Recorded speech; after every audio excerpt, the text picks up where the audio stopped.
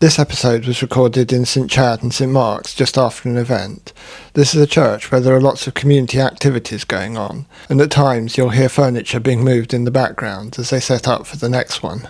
I'm not a practicing Christian, but I have worked in and around churches before, and I found this really interesting.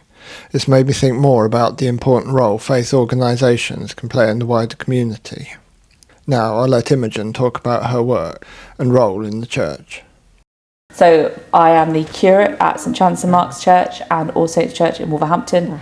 I am one of the ministry team, working with an experienced priest and kind of learning about how to minister in this sort of context. I was ordained in June last year, so I'm less than a year in and absolutely loving it, because one of the great things about being a kind of a trainee or kind of a curate is that I get to do all the fun stuff. I get to do all the community projects and focus on what does it mean to be church in this place and to share the love of God with people in different ways. So what are the fun things? So obviously church services, where I am part of the leading team, so I kind of help lead the service. Sometimes I preach, sometimes I read, but also part of the congregation. And our congregation comes from so many different parts of life, so many different walks of life. So All Saints, we've got lots of people from within the All Saints area, but many of them have not long moved to the area. Some people have been around for a long time, but there's a lot of mixed stories and really interesting life stories there. And then St Chad and St Mark is a really interesting place to be kind of ministering. We've got people from all over the world, people from very local, and we're brought together by a love of God and love of each other, and for most of us a love of Wolverhampton, which also some people didn't choose to be here, but many people have chosen to be here and to stay here. And so yes, I lead up at the front, but then in the week I do community work, so I get to go along to community lunches, places of welcome. I support at community events that happen within church, kind of external groups that meet within church that are supporting people, all walks of life and all different kind of backgrounds. But I get to drink a lot of cups of tea and hear a lot of people's stories, and as far as I'm concerned, that's getting to drink tea, hear stories and tell people that God loves them is what more could I ask? So I guess it really is about people at the heart of the role, Yeah, and about kind of what does it mean to share God's love with people in this time, in this place. So for some people that is just someone to talk to, someone to listen. For some people they would like someone to pray with. Some people they need food, or they have a need that needs to be met, and as the church we can support with that. It's all around people's relationship and God's relationship with people. And people must come to the church at all different kind of times and stages in their lives, and good times and bad times. And we've got people who've been here for decades and who've kind of seen that. But then we also have people who come for a season, for maybe a couple of years, and then they move on, particularly people who don't get to choose where they live. And so did you grow up in Wolverhampton? Or? Yeah. I grew up in a village in Derbyshire, hence I don't sound like I'm from Wolverhampton. But I came here when I was 10, and eyes were opened to a much broader range of people, of stories. I've had a proper curry for the first, I remember like having proper samosas and things for the first time, those little things, but also just actually being in like in schools and stuff where there were so many different stories, and that's always been really important to me. And one of the things that I love about Wolverhampton, that I remember about growing up in Wolverhampton, is that people have each other's backs in ways that maybe you don't see as clearly in other places. That actually, I think there's a real sense of community in the city. It is a friendly place. People do look out for each other. Absolutely. Like if you're going on the bus, there's a decent chance you're going to have a conversation with someone.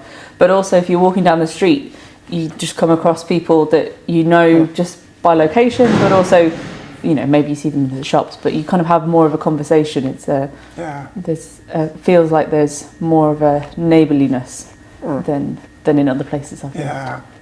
And has faith always been important to you, or is that something you came to kind of later? So I grew up in church, in a family very involved in church, and so church has always been the centre of my community, really. And one of the great things that happens when you grow up in church is that you have a ready-made community for you that you can step into, and you can find across different places and different times. And so actually, even growing up, some of my some of my friends who I'd love to spend time with would be like 80-year-olds, and I'd always kind of the whole breadth. But church has always been a part of who I am, and faith came with that. Absolutely, I was brought up a Christian, and I went to Christian schools, and over time I realised that this was something that I had taken on for myself, really without realising. Just to kind of actually, I knew for myself about that God is there, that God cares, and that God is part of this world. And I could see where God is at work, and I kind of think of them as glimmers of glory, glimmers of God's glory around, which can be anything from new flowers, but also in conversations with people. And actually, when I was at university, kind of faith really became far more central, and it just kind of went from there, really. Okay. So you were always destined to be in the church? In the church in some way. I was adamant I wasn't going to be ordained. For a long time, I was adamant I wasn't going to be ordained. So something changed that? Yeah, I like to say, as many of us say, God has a sense of humour. So many things have happened that I didn't expect to happen. It does feel like a fulfilment of a lifelong journey that is only just really starting as well. And I think that sense of community that you get in faith organisations is really important these days more than ever. Absolutely. Yeah. And actually, what does it mean to be a community that doesn't have entry requirements or kind of doesn't have expectations? So a lot of what we do, you don't have to come to church to engage with. So things like after the church service, we have a free hot meal that it's really important for us as church to eat together and to have that community, but also to recognise we're part of a larger community and to serve our neighbours in that way. Yeah. And then throughout the week, all the things that we have, people are welcome to come, and there's no expectation of faith, there's no expectation of that if you come on a Wednesday, you'll come on a Sunday. It is just an open invitation. And one of the things that I love about these churches is we refer to it as radical hospitality. So what does it mean to welcome people and be a community in a way that is completely open, is completely loving, and doesn't put the pressures of the world on them again? Yeah. And there aren't many places that you actually get that. And I think you're right, faith places are one of the central things. It's one of the great things about working in the buildings, in the literal buildings, is that people will come to the door, because if you need something, you don't know where to go, you go to the church, you go to the temple.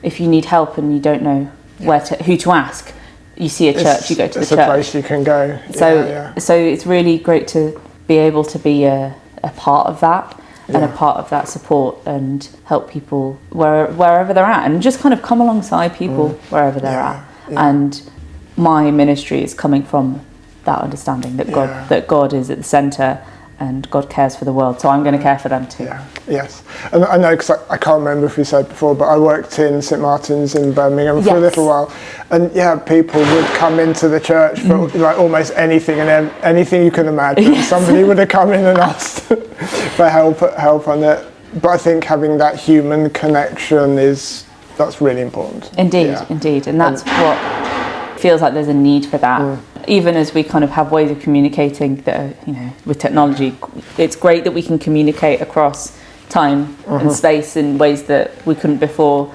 But actually, there's something about sitting in a room with someone and having a cup of tea. I drink a lot of tea.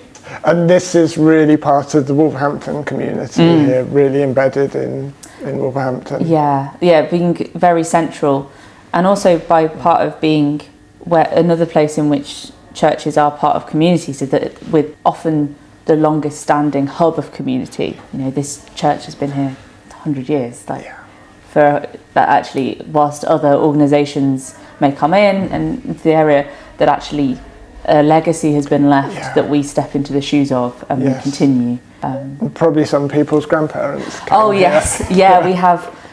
have people who come to have their children baptised here because their grandparents were baptised here, and actually it's part of family connections as well, and feeling rooted in an area often life events connect to the church. Yeah.